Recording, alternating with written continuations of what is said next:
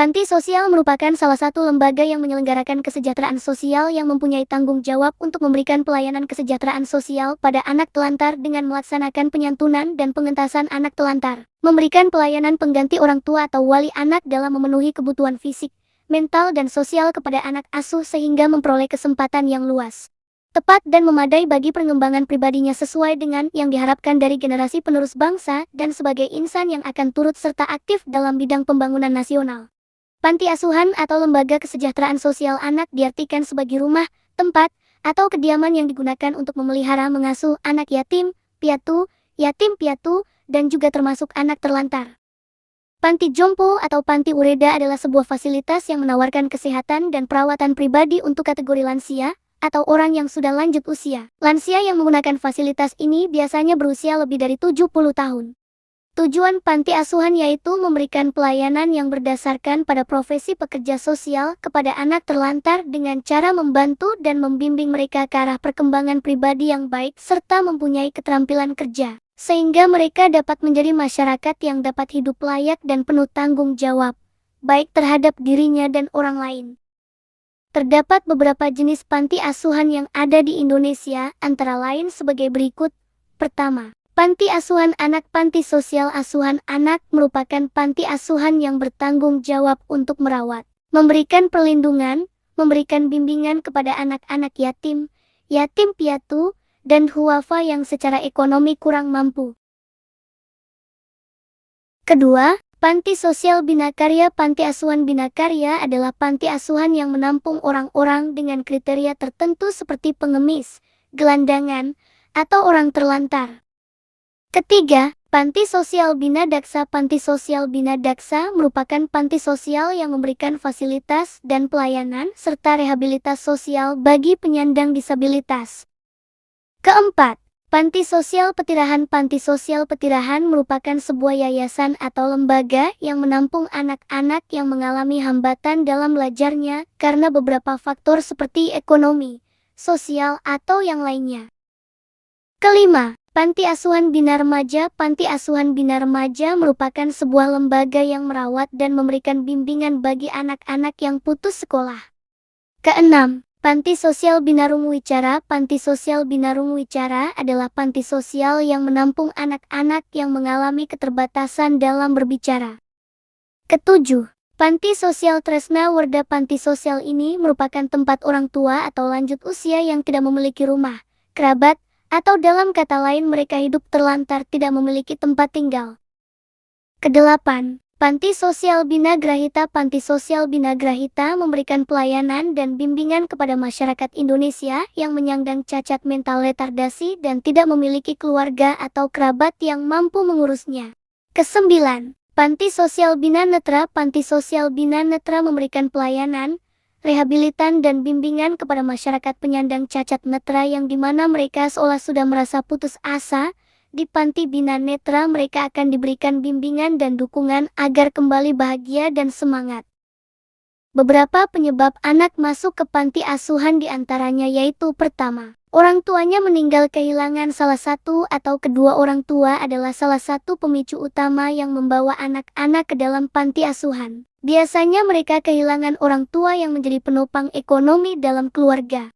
Kedua, kesulitan secara ekonomi. Orang tua yang memiliki ketidakstabilan keuangan dalam sebuah keluarga bisa menjadi beban yang sangat berat, terutama saat kebutuhan dasar seperti makanan, pakaian, dan tempat tinggal merupakan barang mewah yang sulit didapat. Ketiga, trauma. Anak-anak yang terjebak dalam lingkaran kekerasan seringkali tidak hanya menjadi saksi, tetapi juga korban langsung dari perilaku yang merusak. Biasanya kekerasan fisik dengan luka-luka yang terlihat maupun tidak terlihat. Tidak hanya meninggalkan jejak pada tubuh mereka, melainkan pada jiwa mereka juga. Penanganan anak-anak yang dititipkan di panti asuhan karena berbagai alasan, seperti kondisi ekonomi keluarga yang kurang mampu, kehilangan orang tua. Panti asuhan dapat melakukan penanganan dengan beberapa cara seperti: pertama, memberi dukungan emosional. Kedua, menciptakan lingkungan positif. Ketiga, mengajarkan keterampilan hidup. Keempat, memberikan nasihat umum. Kelima, meningkatkan motivasi atau dorongan untuk berperilaku positif. Layanan bimbingan dan konseling BK di panti asuhan sangat penting untuk membantu anak-anak mengatasi berbagai masalah psikologis dan emosional yang mungkin mereka hadapi. Anak-anak di panti asuhan seringkali mengalami kecemasan, trauma, dan kesulitan dalam penyesuaian diri dengan lingkungan baru. Peran layanan BK untuk anak di panti asuhan, yaitu: pertama, mengatasi kecemasan dan trauma. Kedua, pengembangan diri. Ketiga, pencegahan kekerasan. Selain peran, adapun implementasi layanan BK, yaitu: pertama, konselor terlatih. Kedua, pendekatan holistik. Ketiga, kerjasama dengan lembaga sosial. Untuk mengimplementasikan layanan bimbingan konseling BK yang efektif di panti asuhan, diperlukan strategi yang terencana dan berfokus pada kebutuhan anak-anak. Ada beberapa strategi yang dapat diterapkan, yaitu: pertama, pendekatan individual dan kelompok. Kedua, pelatihan dan pengembangan konselor. Ketiga, lingkungan yang aman dan nyaman. Keempat, kolaborasi dengan lembaga lain. Kelima, edukasi dan pengembangan diri. Dengan menerapkan strategi ini, panti asuhan dapat memberikan dukungan yang lebih baik kepada anak-anak, membantu mereka mengatasi tantangan emosional dan sosial, serta mempersiapkan mereka untuk masa depan yang lebih cerah. Assalamualaikum warahmatullahi wabarakatuh. Waalaikumsalam warahmatullahi wabarakatuh. Saya Aji dari mahasiswa Universitas Prestasi datang untuk menemui Ade untuk melakukan konseling yang seperti sebelumnya sudah dibicarakan. Ada keberatan nggak selama melakukan sesi konseling seperti ini dan direkam? Tidak ada. Nggak ada. Kalau boleh tahu namanya siapa dan sekolah dan kelas berapa kalau boleh tahu? Saya Zahra dari SMK Cybermedia kelas 3. Kelas 3, jurusan apa kalau boleh tahu? Perkantoran. Perkantoran. Itu kemauan sendiri apa enggak masuk jurusan perkantoran? Karena kemauan sendiri sih. Terus juga ini jurusan yang saya minati udah habis gitu, udah kayak udah penuh, jadinya ya udahlah mau nggak mau perkantoran. Iya. Sudah kalau boleh tahu sudah berapa lama mengikuti yayasan PYI? Dari kecil ya, dari SD. Dari SD. Selama di sana, selama di yayasan tersebut ada itu nggak kayak tekanan-tekanan dari pengurusnya atau dari warga sekitar? Nggak ada sih. Nggak ada. Nggak ada. Nggak ada ya. Itu kalau misalnya keresahan kamu kalau boleh tahu ada nggak sih yang dari kenapa kamu bisa masuk ke PYI itu keresahannya apa? Pertama sih soal keluarga ya. Iya. Soal keuangan. Karena kan saya di sini tinggal sama kakek nenek. Yeah. Ayah mama saya ada di Bekasi. Yeah. Jadi tuh saya kayak kurang miskom gitu sama mama saya. Yeah. Saya tuh orangnya nggak enakan kalau buat nggak enakan gimana? Kayak bisa minta uang jajan atau apapun, kayak nggak enak. Terus pernah nggak kamu kayak ngerasa kurang sosok orang tua di samping saat ini? Kalau kamu jawab boleh, tapi kalau bisa ya gimana ya bisa dibilang seperti itu ya, bisa. Ada momen-momen tertentu nggak? Momen apa? Ya momen-momen kayak butuh tempat untuk bersandar kayak gitu, sudah butuh momen orang tua gitu. Ini sih kayak nggak apa-apa aja. Iri aja gitu lihat teman-teman, sedih banget lihat.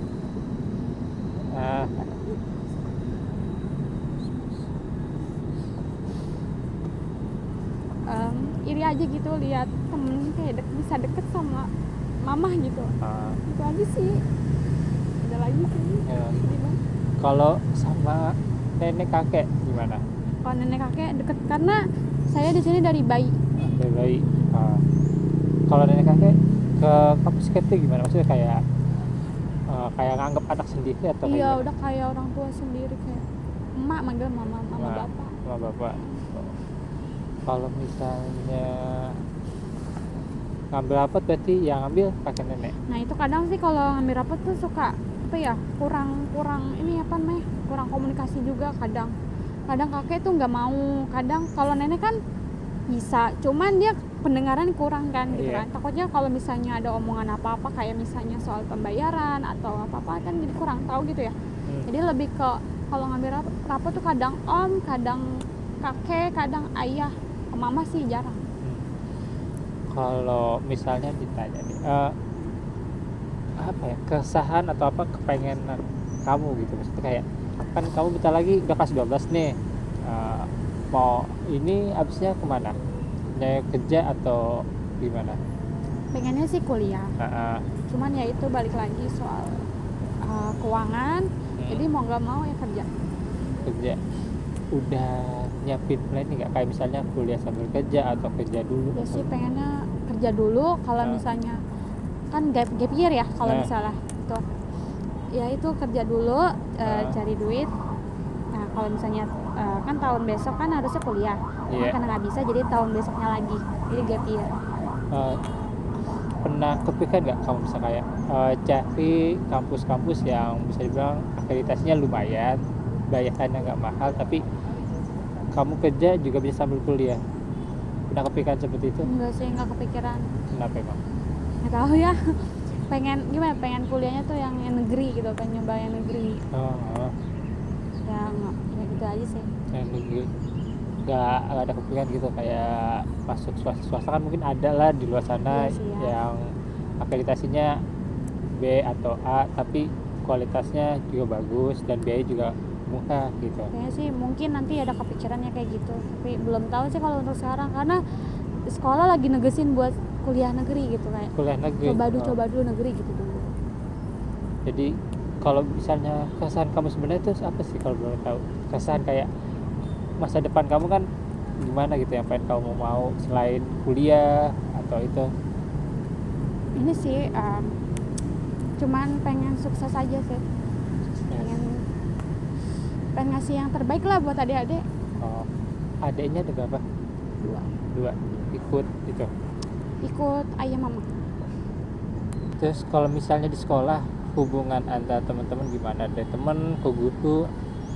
Alhamdulillah sih kalau soal lingkungan sekolah sih baik-baik aja, nggak ada masalah apa. Guru pada support kayak ngedukung kamu, misalnya kamu punya pilihan ini nih, didukung nggak? Iya didukung, karena aku juga suka cerita. Cerita soal ya itu apa namanya, apapun deh yang ada apa masalah di aku atau apapun itu tetap, yang mengganjal gitu. Iya mengganjal di cerita, karena nggak ada lagi kan tempat cerita gitu. Sampai dibantu nemuin solusi nggak apa? Iya dikasih solusi sih, katanya nggak apa-apa, kerja dulu juga nggak apa-apa, yang penting nanti bisa kok kuliah sambil kerja. Iya. Kalau kuliah kan tadi kamu bilang pengen kuliah kan, ada planning nggak? Maksudnya kayak pengen masuk jurusan apa, kan kuliah jurusannya banyak nih, cabangnya juga banyak, ada nggak mau kayak mau pengen ini nih kayak gitu? Pengennya sih jurusannya ya manajemen kayak jurusan SMK sekarang. Cuman kata guru gak bisa, soalnya persaingannya terlalu ketat kalau itu, karena saingannya anak SMA, kan aku SMK ya, jadi agak susah, jadi mau nggak mau cari jurusan yang lain. Kalau pribadi ya, kayak ngasih mungkin ini apa? Mungkin seni apa? Seni banyak loh. Seni tari, aku suka nari. Seni tari berarti kalau misalnya itu UNJ. Ya UNJ. bisa jadi. Punya ini nggak apa kayak cadangan kayak sekolah lah. Kan tadi kau bilang manajemen, terus tari ada lagi nggak, kan? Sengaja kita harus punya opsi gitu. Nggak ada sih, itu tari doang. Tari. Kalau manajemen apa? Manajemen pelayanan dan bisnis. Pelayanan bisnis. Udah tahu kampus mana yang mau dituju? UNJ sih katanya, di UNJ ada ya manajemen itu antara. Manajemen mungkin banyak sih selain UNJ aja. Pengennya sih di UNJ. Itu sih UNJ doang. Terus udah misalnya kan tadi kan kata gue kamu kan banyak yang saingannya SMA kayak gitu. Agak susah. Sebenarnya sih nggak susah-susah juga, asalkan emang niat. Udah belajar siapin belum? Lagi Kayak nyiapin tes kayak gitu. Lagi nyiapin lagi, maka lagi fokus banget itu sama yang kuliah. Lagi disiapin ini bakal ini kasih tahu guru. Kalau misalnya di lingkungan rumah sama tetangga atau teman-teman di rumah? Alhamdulillah sih baik-baik juga. nggak pernah ada kayak keledek-keledekan kayak gitu yang Ledek-ledekannya gimana? ya adalah kan anak zaman sekarang kalau suka ledek-ledek ngeliat kondisi kita kayak gimana Oh, gitu. nggak ada sih. Ada. Omongan tetangga?